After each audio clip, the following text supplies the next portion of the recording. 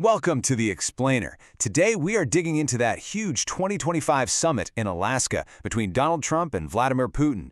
You know, it was billed as this big step towards peace, but what actually came out of it? Well, that was a whole lot more complicated. And that brings us to the big question, really the central puzzle of the whole thing. How can you have a summit where, on paper, nothing gets done, no deal, no agreement, and yet one side walks away acting like they just won a massive victory? It sounds impossible, right? Well, let's unpack exactly how that happened. All right, first things first, let's set the stage. Choosing Alaska, that wasn't just about finding a halfway point on a map. This was a huge gamble, and it was built on years and years of really complex, really high-profile run-ins between these two leaders. So, what was the goal? Publicly, at least, it was pretty straightforward. Trump called it a feel-out meeting. The idea was basically to test the waters, right? See if there was any chance of getting a ceasefire in Ukraine, a war that's been dragging on since 2022. But this was hardly their first rodeo. These two have a long history. Their relationship, it's been a massive feature of global politics for years. Think about it. From that very first handshake back in Hamburg to that moment in Osaka that everyone remembers. So, this Alaska summit, it was really just the next chapter in a very, very long and complicated story. Which brings us right back to that paradox, the confusing part of the outcome. Look, if you just went by the stated goals, you'd have to call this whole thing a failure, a total dud. But, as we know, diplomacy is, well, it's never quite that simple, is it? So, let's be clear. On paper, the goal was a ceasefire. Simple. But what happened?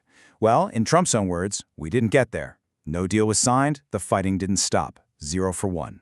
And yet, the reactions from both sides, they told two completely different, totally opposite stories. And this is where that paradox really gets interesting. While the American team was kind of trying to manage expectations, downplay things, the Russian camp was practically popping champagne. This quote here from Dmitry Medvedev, Russia's former president, it says it all. For them, just having the meeting was the victory. The outcome almost didn't matter. And then, get this, in a really fascinating twist, Trump himself seemed to move the goalposts after the meeting was over. He puts this out on Truth Social, and all of a sudden, he's not really talking about a ceasefire anymore. Instead, he's using language that sounds a lot more like what Putin wanted all along, a big, broad peace agreement first. So you gotta ask, what on earth happened in that room? To figure this out, we have to play detective a little bit. We need to look for clues, not just in the words they used, but in how they said them, and maybe even more importantly, in all the silent signals that passed between them. And that brings us to this idea of a dominance display. It's a fancy term, but the concept is simple. In politics this big, body language isn't just, how you're sitting. It's a weapon. It's a critical tool for showing who's in charge, and let me tell you, this summit was an absolute masterclass in watching it happen. You can see it right from the very first handshake. Experts were all over this. It was like a mini power struggle. So Putin reaches out first, right? But then Trump uses his signature move, that hand pat thing he does, to make sure he gets the last touch. That's a classic move to signal, hey, I'm the one in charge here. But then, things changed once they sat down. The dynamic totally shifted. A body language expert, Dr. Peter Kollett, pointed out that Putin was projecting way more dominance. He's sitting there ramrod straight, taking up space, while Trump looked, well, crumpled was the word used, like he was bothered or maybe even a little on the defensive. And then, after the meeting? Wow. Trump's body language was practically screaming that he was unhappy.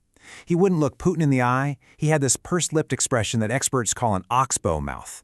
It's a sign of feeling vulnerable. The analysis was pretty blunt. He looked like a guy who walked out of that room with absolutely nothing. But look, the body language is only part of the story.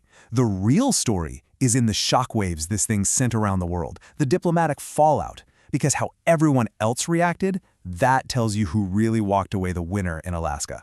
And that fallout was immediate and it was stark. Let's break it down. Russia, they were celebrating. They got a huge win without giving up a single thing. The US, they called it productive, but then immediately shifted the pressure onto Ukraine. And in Kyiv, you can imagine. They were disgusted, feeling like Trump had been completely played. And that forced European leaders to jump in and publicly double down on their support for Ukraine. So here's the bottom line, the crucial point. For Russia, this summit was a total, unqualified win. It had nothing to do with the deal. It was all about the optics. Just getting Putin on U.S. soil, getting that red carpet welcome. That alone shattered years of diplomatic isolation that had been in place since the invasion. And Maria Zakharova, the spokesperson for Russia's foreign ministry, she just laid it out perfectly. That image, the visual of that welcome, became an incredibly powerful piece of propaganda. It was all over Russian state TV sending one clear message. Russia is back on the world stage, and they're here on their own terms. So, okay, all of this leads to the most important question of all, right? What happens now? What does this mean for the future of the war? Because the summit didn't end the fighting, not at all. But what it did do was completely change the diplomatic playing field. So let's recap where we are. No ceasefire was achieved. That's number one. Number two, Putin walks away with a huge boost in international legitimacy without making a single concession.